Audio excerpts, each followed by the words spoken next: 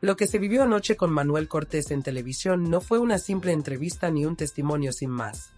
Fue, más bien, la exposición cruda de un conflicto cargado de resentimiento, orgullo herido y una necesidad evidente de ajustar cuentas en público.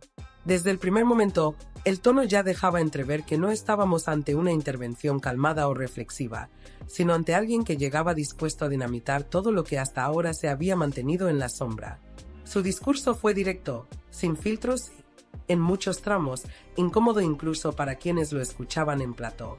En lugar de limitarse a dar su versión de los hechos, optó por señalar con dureza a Gloria Camila, cuestionando su credibilidad y construyendo un relato en el que él quedaba como una especie de figura secundaria en una relación prolongada en el tiempo, intermitente, según sus palabras, marcada por encuentros ocultos mientras ella mantenía otras relaciones sentimentales. La imagen que quiso transmitir fue la de alguien que durante años ocupó un papel invisible, casi como un refugio emocional al que se recurría en determinados momentos, pero sin reconocimiento público. Sin embargo, más allá del contenido de sus declaraciones, lo verdaderamente impactante fue la forma. Hay una línea muy fina entre contar una experiencia personal y convertir la intimidad en un espectáculo. Y esa línea, anoche, se cruzó en múltiples ocasiones. Porque no se trataba solo de él y de su historia, sino de terceros a los que también arrastró sin ningún reparo, como fue el caso de Rocío Flores, a quien señaló de manera indirecta como conocedora, e incluso encubridora, de toda la situación. Frente a eso, la reacción de Rocío fue completamente opuesta. Optó por el silencio absoluto, por no entrar en el juego ni alimentar una narrativa que claramente buscaba más ruido que claridad. Y, en este contexto, ese silencio adquiere un peso significativo. Porque mientras uno decide exponerlo todo, incluso lo más delicado, otra persona decide apartarse y no participar en algo que, evidentemente, invade terrenos muy personales. Durante la intervención, también quedó patente cierta contradicción difícil de ignorar. Por un lado, Manuel insistía en la importancia de proteger su carrera profesional, de cuidar su imagen y su trayectoria. Pero, por otro, protagonizaba una exposición mediática que, lejos de reforzar esa idea, la debilitaba por completo. Resulta complicado sostener un discurso de protección personal mientras se desvelan detalles íntimos de una relación prolongada durante años en un plató de televisión. Además, el relato no se limitó al pasado.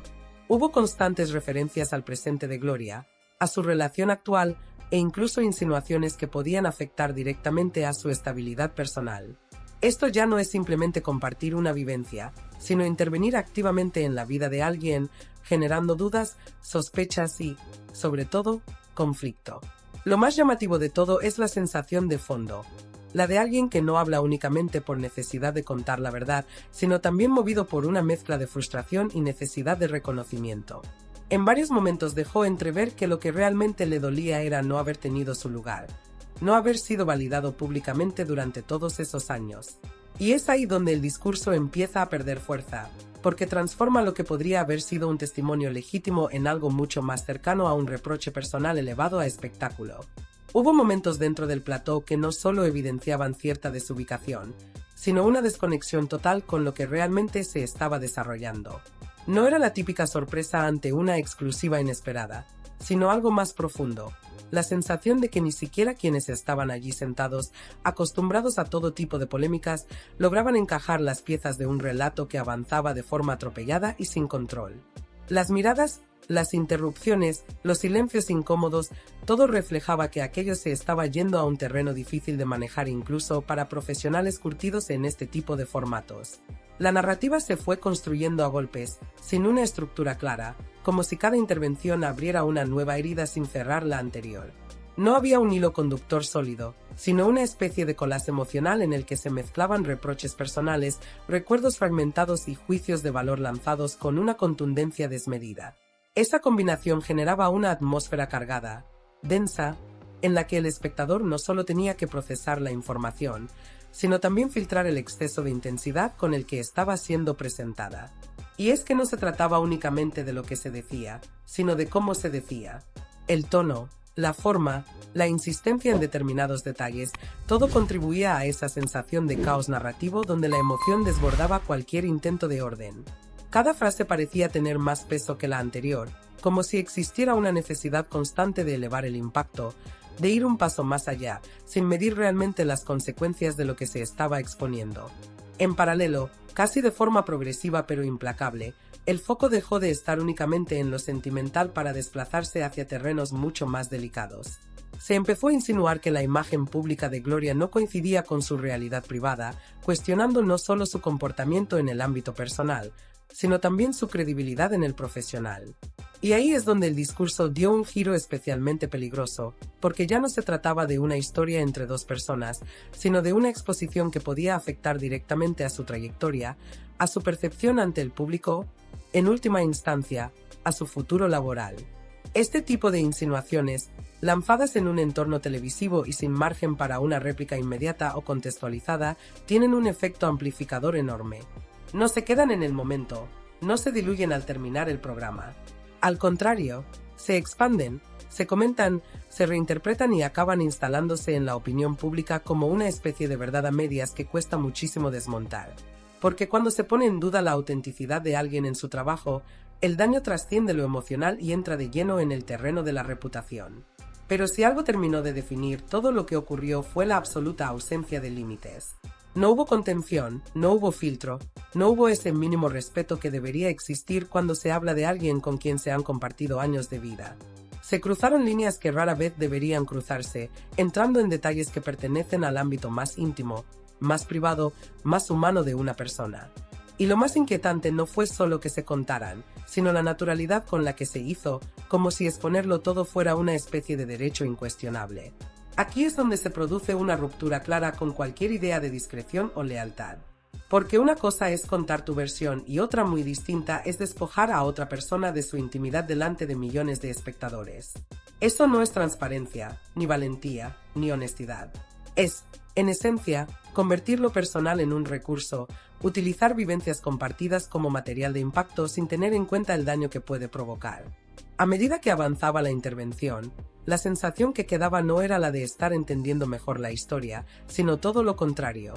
Cuanto más se hablaba, más confuso resultaba todo.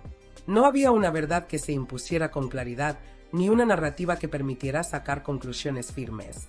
Lo único que crecía era la incomodidad, esa percepción de estar asistiendo a algo que no debería haberse producido de esa forma, en ese lugar y con ese nivel de exposición.